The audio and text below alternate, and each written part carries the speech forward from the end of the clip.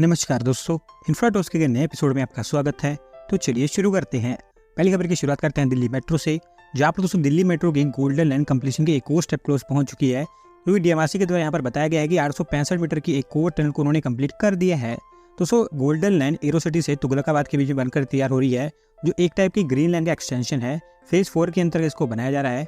25.82 kilometre की इसकी length है, 16 मेट्रो स्टेशन, और ये मोस्टली अंडरग्राउंड ही होने वाली है, जहाँ पर कई सारी टनल्स यहाँ पर बनाई जाएंगी। और उसमें से एक 865 मीटर की टनल अभी कंप्लीट हो चुकी है, जो छतरपुर से छतरपुर मंदिर स्टेशन के बीच में बनाई गई है। 97 मीटर लंबी टनल बोरिंग मशीन का इस्तेमाल यहाँ पर किया गया था और जिस 5 महीने के अंदर अंदर इसको कंप्लीट कर दिया गया है। होपफुली आप कह सकते हैं कि अगले 2 सालों के अंदर अंदर ये पूरी मेट्रो लाइन तैयार हो जाएगी। अगली दोस्तों एक सिमिलर से अपडेट पुणे मेट्रो से है, जहाँ पर दोस्तों पुणे मेट्रो की एक्वा लाइन पूरी तरह से ऑपरेशनल हो चुकी है, क्योंकि महा मेट्रो के द्वारा पुणे मेट्रो की एक्वा लाइन के ऊपर रिमेनिंग येरवड़ा मेट्रो स्टेशन को भी ओपन कर दिया गया है। दोस्तों पुणे मेट्रो की एक्वा लाइन महा मेट्रो के द्वारा बनाई जा रही है, जो कि वनाज से रामवाड़ी तक 14.6 किलोमीटर की है।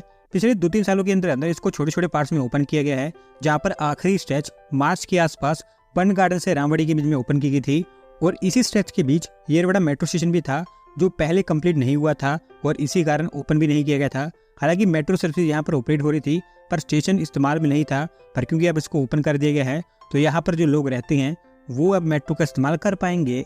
अगली दूसरा अपडेट फ्रेंच फर्म डिकैथलॉन से है, जिन्होंने उनके इंडियन एक्सपेंशन प्लान्स को अनाउंस कर दिया है।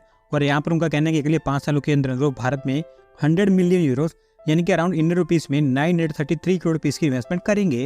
दोस्तों डिकैथलॉन के बारे में जिन लोगों को नहीं पता उनको बता दूं कि ये दुनिया की सबसे बड़ी स्पोर्टिंग गुड्स फर्म है। भारत में भी इनकी अच्छी खासी प्रेजेंस है। 50 इंडियन सिटीज में 127 के आसपास स्टोर्स को ऑपरेट करते हैं।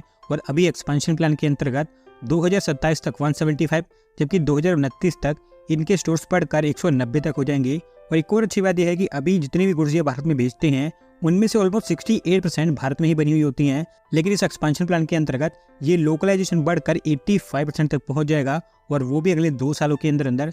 ओवरऑल इसके चलते आपको टीयर 1, 2 और टीयर 3 सिटीज में इनके कई सारे नए स्टोर्स ओपन होते हुए दिखाई देंगे। अगली दूसरा अपडेट हमारे ई कॉमर्स एक्सपोर्ट्स से है, जहाँ पर दोस्तों इन एक्सपोर्ट्स को पुश करने के लिए ministry of commerce and industry के द्वारा 50 ई कॉमर्स एक्सपोर्ट्स हब देश के अलग अलग एरियाज में प्लान की जा रही हैं। और इसको लेकर अभी लोकेशन आइडेंटिफिकेशन का काम स्टार्ट हो चुका है। दोस्तों अभी हमारे ई कॉमर्स एक्सपोर्ट्स काफ़ी ज़्यादा कम है, और असल बात तो ये है कि अभी इनको एक्सप्लोर किया नहीं गया है, क्योंकि बहुत सारे हमारे देश के अलग अलग एरियाज में ऐसे स्मॉल बिजनेस हैं जिनके पास एक्सपोर्ट करने की अपॉर्चुनिटी है ही नहीं। और इस इनिशिएटिव के थ्रू ग्राउंड लेवल पर काम करके उनके लिए एक अपॉर्चुनिटी सामने रखी जाएगी, ताकि वो भी उनके प्रोडक्ट्स को बड़े स्केल पर एक्सपोर्ट कर पाएं। ये 50 एक्सपोर्ट्स हब अगले 5 सालों के अंदर अंदर बनकर तैयार होनी है। और अभी के समय में हर एक स्टेट और यूनियन टेरिटरी को एक्सप्लोर किया जा रहा है इन एक्सपोर्ट्स को लेकर। अभी एक फ्रेमवर्क भी इसके लिए तैयार किया जा रहा है, जो अगले महीने के अंदर अंदर तैयार हो जाएगा। लॉजिस्टिक, लार्ज वेयर हाउसिंग और ट्रेड फैसिलिटेशन, इनके ऊपर यहाँ पर मेन फोकस होने वाला इन एक्सपोर्ट हब में 50 में से 10 हब्स इस साल के अंदर अंदर बनाने की प्लानिंग की गई है। और होपफुली ये हमारे देश के एक्सपोर्ट्स में अच्छे खासे स्केल पर कंट्रीब्यूट कर पाएंगे। अगली दूसरा अपडेट सिटी प्लानिंग से है, जहाँ पर दोस्तों इंडियन सिटीज़ को फ्लडिंग से बचाने के लिए सेंट्रल गवर्नमेंट ने फाइनली कोई बड़े प्लान के ऊपर अभी काम स्टार्ट किया है। और यहाँ पर उनका कहना है अगले 2-3 सालों के अंदर अंदर वो $300 मिलियन यहाँ पर खर्च करने वाले हैं। दोस्तों इंडियन सिटीज़ का बेसिक इंफ्रास्ट्रक्चर आप जानती हैं कि उसकी हालत कितनी खराब है। थोड़ी सी कुछ घंटों की बारिश होती है तो एकदम बाढ़ के हालात बन जाते हैं। और अभी हमने ये मानसून सीजन में देखा भी था। इनफैक्ट सरकारें इनको एड्रेस करने की कोई कोशिश भी नहीं करती हैं, लेकिन अब ये पहली बार है कि कोई बड़ा प्लान यहाँ पर बनाया जा रहा है।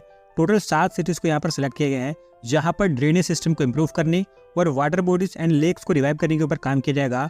टोटल 7 सिटीज जो सिलेक्ट की गई है, उसमें से जो टोटल 7 सिटीज़ के ऊपर $300 मिलियन खर्च किए जाने हैं, जो कि इंडियन रुपीज़ में अराउंड 2500 करोड़ रुपीज़ बनते हैं। उसमें से मुंबई, चेन्नई और कोलकाता तीनों के लिए 500 करोड़ रुपीज़, जबकि अहमदाबाद, हैदराबाद, बेंगलुरु और पुणे इन सब के लिए 250 करोड़ रुपीज़ एलोकेट किए जाएंगे। और क्योंकि सिटीज़ को फ्लड्स की फ्रीक्वेंसी के बेसिस पर सिलेक्ट किया गया है, तो इसी कारण यहाँ पर दिल्ली को नहीं चुना गया है। देखते हैं कि फ्लड को रोकने में ये इनिशिएटिव कितना सक्सेसफुल होता है। अगली दूसरा अपडेट हैदराबाद से है, जहाँ पर दोस्तों हैदराबाद में अभी एक और ग्लोबल कैपेबिलिटी सेंटर बनकर तैयार हो चुका है, और इसे आयरिश आई गेमिंग कंपनी फ्लटर एंटरटेनमेंट के द्वारा सेटअप किया गया है। दोस्तों बेसिकली ग्लोबल कैपेबिलिटी सेंटर्स के मामले में बेंगलुरु के बाद हैदराबाद हमारे देश की सेकंड मोस्ट प्रेफर्ड सिटी बन जाती है। लेकिन जिस हिसाब से यहाँ पर ग्लोबल कैपेबिलिटी सेंटर्स बनकर तैयार हो रहे हैं, बहुत ही जल्दी बेंगलुरु के साथ में कैचअप भी कर लेगा। बात करें इस सेंटर की, तो ये 80,000 स्क्वायर फीट की एरिया में फैला है, जिसको हैदराबाद के नॉलेज सिटी में बनाया गया है, जहाँ पर इन्होंने $3.5 मिलियन की इन्वेस्टमेंट की है। Data engineering, game integrated services, HR operations, procurement, safety and security और कस्टम ऑपरेशंस, इन अलग अलग एरियाज में यहाँ पर काम किया जाएगा। 700 के आसपास लोगों को अभी ये हायर करेंगे। और साल अंत होते होते 200 लोगों को यहाँ पर और हायर किया जाएगा। अगली दोस्तों अपडेट कर्नाटका से है, जहाँ पर दोस्तों कर्नाटका गवर्नमेंट ने KHIR सिटी का प्लान अभी फास्ट बेसिस पर डाल दिया है और इसको लेकर कर्नाटका गवर्नमेंट के दौरान मीटिंग्स कंडक्ट करनी स्टार्ट कर दी गई हैं। दोस्तों इस सिटी का पूरा नाम नॉलेज, हेल्थ केयर, इनोवेशन और रिसर्च सिटी होगा, जिसको बेंगलोर से 60 किलोमीटर दूर दोबा स्पीड से डोडाबल्लापुर के बीच में कहीं पर बनाया जाएगा। 2000 एकड़ के एरिया में फैली होगी और कई सारे फेज में इसको बनाने की बात की जा रही है, जिसमें पहला फेज 500 एकड़ के एरिया में फैला होगा। कर्नाटका गवर्नमेंट ये टारगेट कर रही है कि यहाँ पर पहले नॉलेज, हेल्थ केयर, इनोवेशन और रिसर्च इनके एरियाज में 40,000 करोड़ रुपये के आसपास इन्वेस्टमेंट को अट्रैक्ट किया जाए और 80,000 जॉब्स इसके थ्रू जनरेट की जा सकी। और अगर इसको रिस्पॉन्स अच्छा मिलता है तो आगे चलकर इसका एरिया बढ़ाकर 5,000 एकड़ तक कर दिया जाएगा। फिर उसके बाद mobility, semiconductor, aerospace, defence, space technology, life science, इस तरह के जो अलग अलग एरियाज है वहाँ पर भी काम किया जाएगा।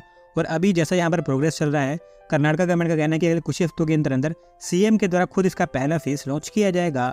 अगली दोस्तों अपडेट फूड और ड्रिंक ब्रांड्स की रेटिंग से है, जहाँ पर दोस्तों ब्रांड फाइनेंस ने उनकी ग्लोबल फूड और ड्रिंक्स रिपोर्ट 2024 रिलीज कर दी है और यहाँ पर इंडियन डेयरी कोऑपरेटिव अमूल को वर्ल्ड्स स्ट्रॉन्गेस्ट फूड और ड्रिंक्स ब्रांड का रैंक दिया गया है। दोस्तों बेसिकली रिपोर्ट ब्रांड फाइनेंस के द्वारा किसी कंपनी के 35 अलग अलग पैरामीटर्स के बेसिस पर बनाई जाती है। उन सबको एग्जामिन करने के बाद फिर इन कंपनीज को ब्रांड स्ट्रेंथ रेटिंग दी जाती है, जिसमें अमूल को 100 में से 91 का स्कोर और AAA+ की रेटिंग दी गई है, जो कि ग्लोबली किसी भी फूड और ड्रिंक ब्रांड से काफ़ी ज़्यादा है। लास्ट ईयर के कंपैरिजन में अमूल की ब्रांड वैल्यू में 11% का इंक्रीज देखने को मिला है और अभी ये बढ़कर $3.3 बिलियन तक पहुंच चुकी है। और यहाँ पर अमूल ने अमेरिकन फर्म हर्शी को ओवरटेक कर लिया है, जिसकी ब्रांड वैल्यू में 0.5% का डिक्लाइन देखने को मिला है। अगर आप ब्रोडर मार्केट में देखें तो नेस्ले अभी भी सबसे स्ट्रॉन्गेस्ट फूड ब्रांड है, जिसकी ब्रांड वैल्यू $20 बिलियन के आसपास है। लेकिन जिस हिसाब से अमूल यहाँ पर ग्रो हो रहा है, हम कुछ ही सालों के अंदर इसको भी ओवरटेक कर देंगे, क्योंकि ब्रांड वैल्यू के ग्रोथ के मामले में भी इस रिपोर्ट में अमूल को 3rd हाईएस्ट रैंक दिया गया है।